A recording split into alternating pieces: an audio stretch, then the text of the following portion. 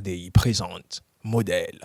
Bonsoir, très heureuse de vous retrouver pour un épisode inédit de Modèle, l'émission de celles qui inspirent. La success story de celle que nous rencontrons ce soir est un melting pot d'enseignements et de valeurs. Journaliste, agent de l'État en essence de disponibilité, doctorante en communication et promotrice de Tanalex, une start-up spécialisée dans l'agrocosmétique, décidément, rien ne semble arrêter Lucienne Gengani, épouse Toé, notre modèle à l'honneur ce soir. À cet effet et pour la toute première fois, nous vous proposons un portrait très grand format qui sera scindé en deux parties, histoire de vous plonger de fond en comble dans le parcours atypique de ce modèle de réussite. Découvrez Lucienne Gengani, l'inarrêtable, partie 1, un portrait de Warren Soulama et d'Achille Bambara.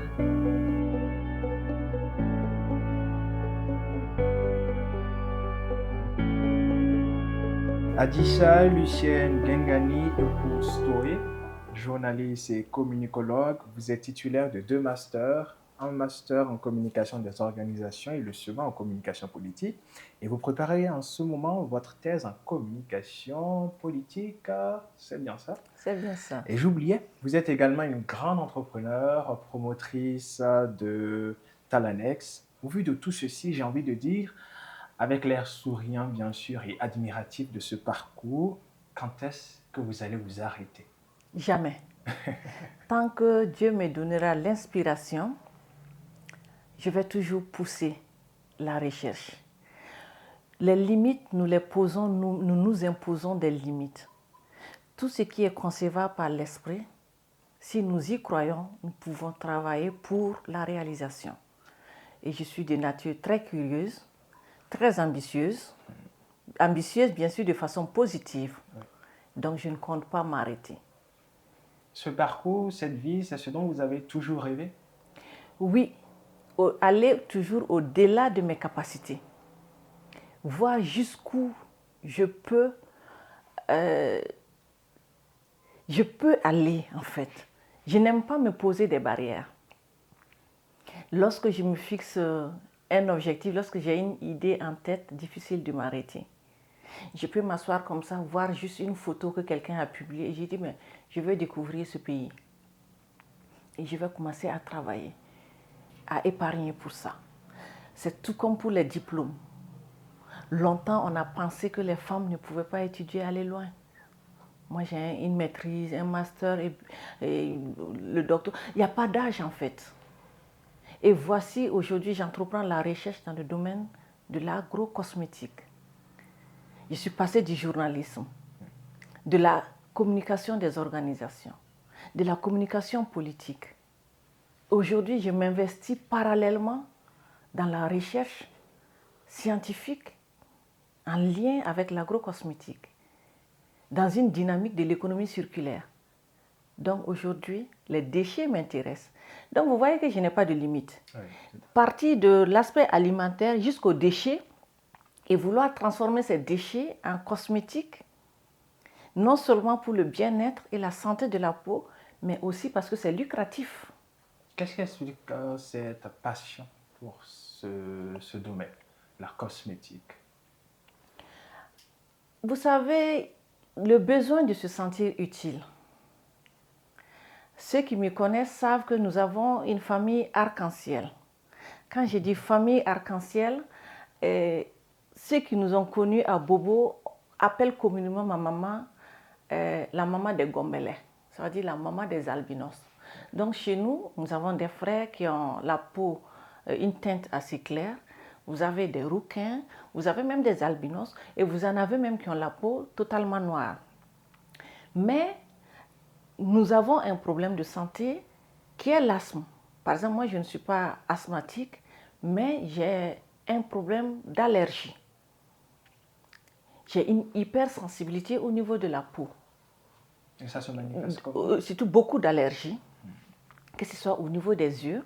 Tout de suite, par exemple, si quelqu'un me fait la bise et que la personne a un parfum qui est trop fort, dès que je commence à faire comme ça, j'ai des problèmes. Si je suis dans un hôtel où il y a des moquettes, dès que je commence à tripoter mon nez et que mon nez rougit, ça veut dire que mon allergie a commencé.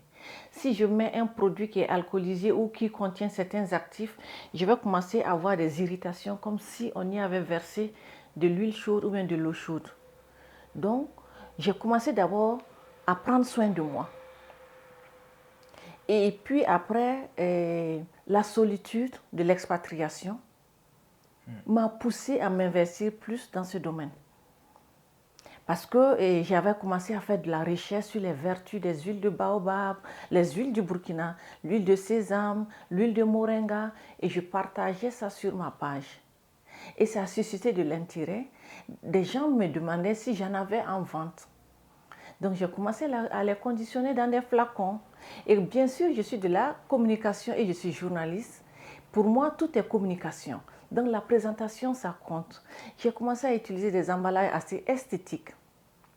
Et comme je maîtrisais le produit, enfin les vertus des produits que je présentais en général, ça suscitait quand même une certaine confiance. Et ça rassurait mes vis-à-vis qui s'intéressaient à cela. Et petit à petit, j'ai commencé à commercialiser. Et pendant la crise du Covid, je recevais énormément de personnes sur le parvis du parking. Pendant ce temps, je rédigeais mon mémoire de master recherche.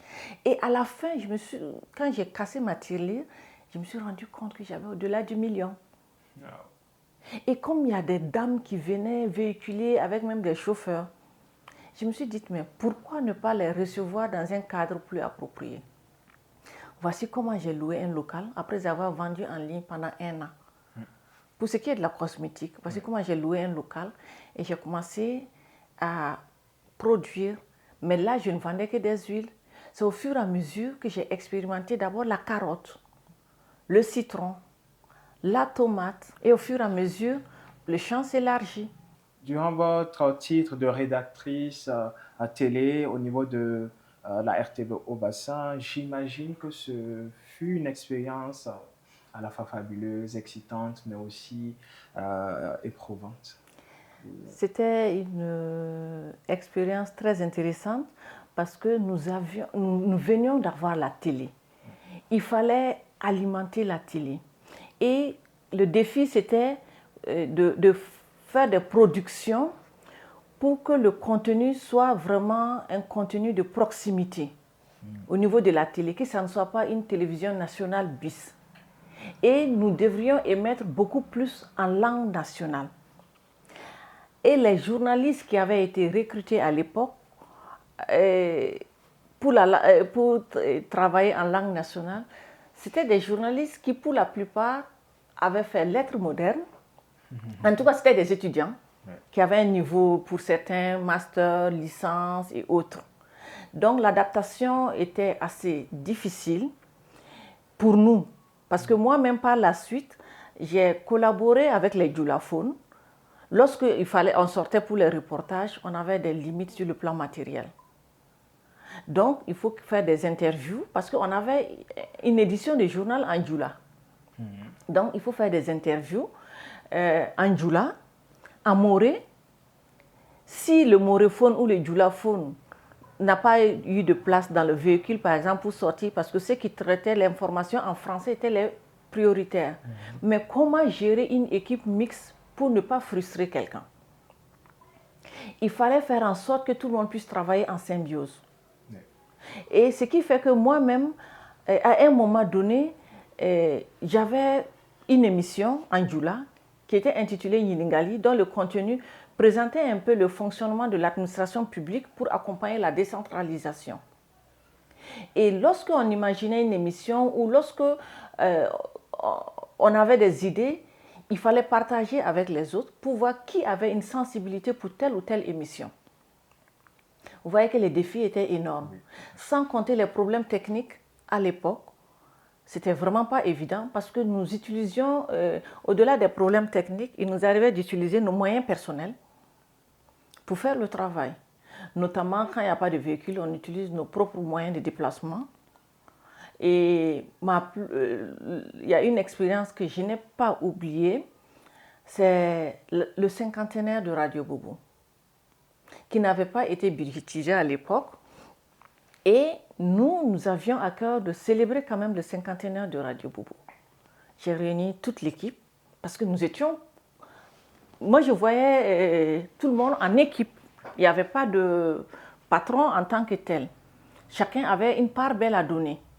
Et ensemble, nous avons estimé que chacun pouvait apporter quelque chose pour la tenue effective du cinquantenaire. Et figurez-vous que nous avons mobilisé une vingtaine de millions sans le budget de l'État. Oui. Wow. En respectant, comment on va dire, la loi des finances.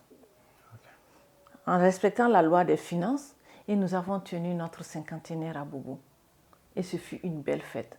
Ça veut dire que rien n'est impossible en fait. Comme je le disais, nous nous posons des limites, sinon rien n'est impossible. Vouloir, c'est pouvoir. Et il faut voir à travers les autres, il faut voir des partenaires. Envisager la collaboration sous l'angle de partenariat. Parce que c'est un rendez-vous du donner et du recevoir. Avec nos équipes, par exemple, quand on sortait sur le terrain, on négociait avec le cadre. Le cadre pouvait travailler avec deux journalistes différents. Ou un seul journaliste pouvait se retrouver sur deux papiers en même temps. Parce qu'il y avait un problème d'effectif. Comment on appelle ça? Le chef d'édition, qui était censé souvent rester au niveau de la station pour préparer le journal avec le présentateur. Ben, quand on a personne, le chef d'édition lui-même, il va rapidement faire un papier et puis il revient. Parce que la demande, par exemple, dépassait l'offre. Yes. Et l'arrivée de la télé à Bobo avait suscité beaucoup d'engouement. Et il fallait faire face. C'était un défi. Et c'était une jeune équipe. Au niveau de la rédaction, c'était une jeune équipe. Mais grâce à l'accompagnement de la hiérarchie et des aînés qui nous suivaient de près, nous avons pu relever le défi. En 2015, par concours de circonstances, vous vous lancez dans la commercialisation du beurre de karité. C'était au Sénégal. Vous avez perçu en effet ce besoin et c'est ainsi que débute votre aventure entrepreneuriale. Oui, vous l'avez si bien dit, par concours de circonstances. Moi, je dirais, lorsqu'une porte se ferme, il faut regarder juste à côté, il y a une opportunité. La vie, c'est toujours une succession d'opportunités. Lorsque j'ai été relevée de mes fonctions, pas pour faute, mais dans la chaîne dans la logique du fonctionnement normal, on remplace quelqu'un et on est toujours remplacé par quelqu'un. Parce que c'est une somme d'expérience qui construit quelque chose. Donc, lorsque j'ai été remplacée... Suite à quoi, si on peut y revenir? D'abord, suite au changement du régime Compaoré. Après le régime Compaoré, moi j'ai fait 6 mois de la transition. C'était avec le président Zida, qui avait souhaité d'ailleurs à l'époque que je vienne à Ouaga pour travailler. Mais j'ai plaidé en présentant un peu le tableau familial parce que mes enfants étaient en bas âge à l'époque et ils étaient au primaire et j'ai souhaité le regroupement familial. Donc, je ne suis pas allée travailler à Ouaga, je suis restée à Bobo 6 mois après la transition et c'est après cela que j'ai été remplacée. Mais lorsque j'ai été remplacée, avec un certain nombre de confrères, vous savez, c'est logique, même quand le président Kaboré est parti, ou même d'autres présidents, les directeurs télé, les rédacteurs en chef, systématiquement, on les change. Parce que la télévision nationale ou la radio nationale a une mission de service public et sur votre feuille de route, on vous dit accompagner la communication du gouvernement. Et chaque personne qui vient veut des hommes en qui elle a confiance pour l'accompagner. Donc, malheureusement, moi, pour parler qu'à mon nom, j'ai été taxée, par exemple, d'être en acquaintance avec l'ancien régime. C'est là même que je suis partie chercher la signification du mot dans le dictionnaire. Parce que j'étais surprise, on me remplace, je reste 1 an, jour pour jour, à la maison, avant même d'être affectée au ministère. Soit j'avais été oubliée, soit officieusement on me reprochait quelque chose. Et ça, c'est 1 an après que je vais savoir. Je vais en venir. Donc, c'est un an après, lorsque j'ai entrepris des démarches au niveau du ministère pour savoir comment affecter au ministère, sans explication d'ailleurs. Donc, j'étais réaffectée au ministère, mais sans être affectée dans un service précis. À ce moment, vous percevez votre salaire ou pas du tout? Rien que le salaire de base, sans les indemnités. Donc, moi aussi, j'ai mis à profit cette période-là pour être très active dans les associations de journalistes parce qu'à l'époque, j'étais la présidente de l'APAC, section de l'Ouest. Et à ce titre, j'avais pu bénéficier d'un certain nombre de formations qui réunissaient plusieurs pays. Donc, il y avait des opportunités et j'avais du temps et je voyageais. C'est lors d'un voyage au Sénégal où je suis allée à Keur-Banjul, ensuite à Kaolack et au Lac Rose, où j'ai pu visiter un peu des sites de production de sel et j'ai mesuré la valeur du beurre de karité. Parce que ceux qui font l'extraction du sel, par exemple au Lac Rose, le sel se trouve sous l'eau. Donc avec des piquets, ils piquent le fond et ils enlèvent le sel avec la pelle. Donc ils sont dans l'eau et ils induisent leur corps de beurre de karité pour que l'eau saturée en sel n'irrite pas la peau, ne ronge pas la peau. Et lorsque j'ai vu ça, j'ai vu le besoin, j'ai dit mais c'est une opportunité pour moi. Et quand je suis revenue, je suis partie dans une structure de la place, j'ai payé du beurre de karité pour 125 000 francs. J'ai envoyé à mon frère qui réside là-bas, qui est marié à une Sénégalaise, qui est dans le domaine du commerce. Il a vendu le beurre pour moi. Ça a été tellement rapide qu'on m'a demandé 100 kilos. 100 kilos, je fais commander le beurre de Korogo. Le beurre arrive, il est impropre. La qualité n'est pas telle que je l'avais souhaité. Donc, je fais filtrer le beurre. J'étais désespérée. Parce que ce que j'ai vendu, j'ai pris le premier fonds de commerce, les 125 000, plus les bénéfices, et j'ai injecté dans le sac de...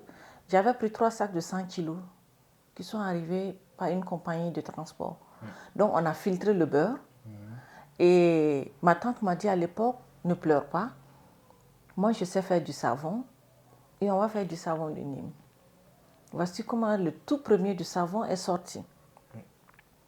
Et aussi, je dirais, des hauts et des bas, cette marque, en début, votre activité, on a connu. Elle était même au point mort. Jusqu'à ce qu'un jour, en classe de master, durant un cours d'économie et de gestion, votre business, on va dire, renaît de ses cendres. La marque est créée. Tel un phénix. En bonne et due forme, il est baptisé Tanalex.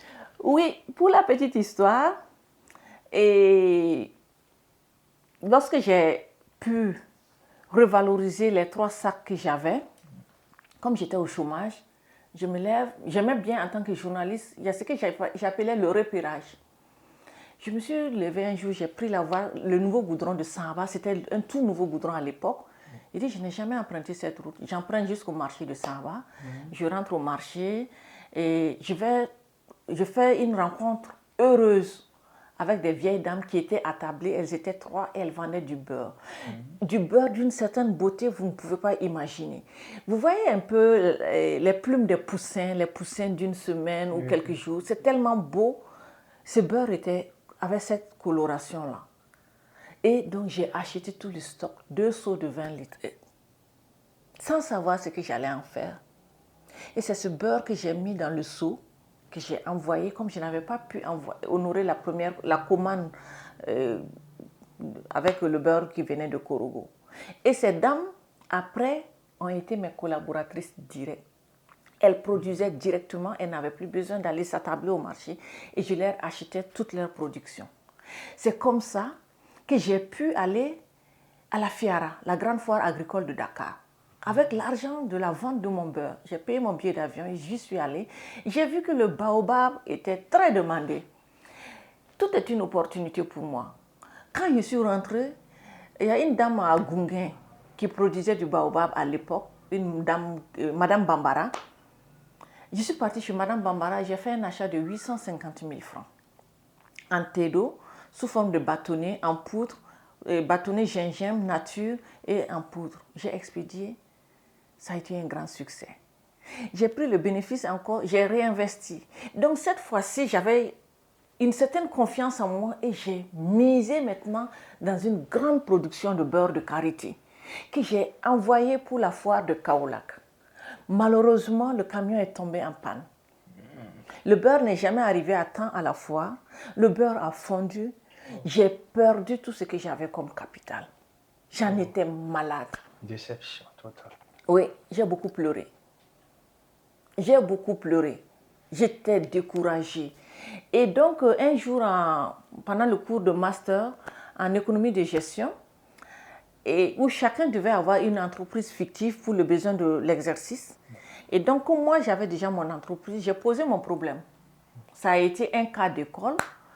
On me dit déjà, ton entreprise n'existe même pas parce que ça n'a pas de nom. J'ai dit, bon, je vais mettre Luscari ou quelque chose. Lus déjà existait, il y avait Cari, il y avait beaucoup de déclinaisons avec Cari. Et puis, j'avais le grand frère Alexandre le Grand Zango, avec Asaba de Cori Communication. Il y avait un autre promotionnaire, Saré. Et ils étaient nombreux qui me fréquentaient, qui voyaient comment à la maison, par exemple, avec mes enfants, on nettoyait les paquets de beurre une fois qu'on mettait en sachet, les étiquettes, l'emballage. Ils disent, mais tes enfants même te soutiennent depuis et ton projet te tient tellement à cœur, pourquoi ne pas donner le nom de tes enfants? J'ai dit, mais je donne le nom de qui et je laisse qui? Comme ils sont deux. On a mis les deux noms ensemble et ça a donné Tanalex. Et donc, vous verrez l'affiche dehors, c'était Tanales Kari. Pour Tanales Karité, puisque initialement je ne vendais que le karité et la poudre de baobab, je n'avais pas fait de communication dessus. Donc à l'école, on avait opté pour Tanales Kari. Et j'avais un enseignant Gurunsi, moi étant Bissa, qui me dit, mais avec ce nom, tu n'iras nulle part. J'ai fait un coucou au docteur Bazimo de l'hypermique. Il me taquinait, mais il m'a dit, le nom il est long et puis c'est pas évident que tu puisses vendre avec ce nom. On était en bas de l'étage et puis on échangeait quoi, sur le projet. Et j'ai dit, mais comme on me dit que le nom n'est pas bon, donc je le garde. Je ferai en sorte que le nom puisse être un nom original. Voici comment j'ai maintenu le nom Tanalex, parce que j'aime bien les défis. Et lorsque j'ai fait cette perte, donc j'ai commencé à donner une identité visuelle à mon produit. Et à un moment donné, mon époux était encore affecté dans un autre pays. D'abord, il était à Bobo et moi à Ouagadougou avec les enfants. L'aîné étant dans une période de puberté, c'était difficile d'être mère, père et d'être partagé entre mes nouveaux engagements professionnels et puis l'école. Dès que j'ai fini l'école, j'ai demandé une disponibilité à nouveau. Voici le temps mort pour Tanalex Kari.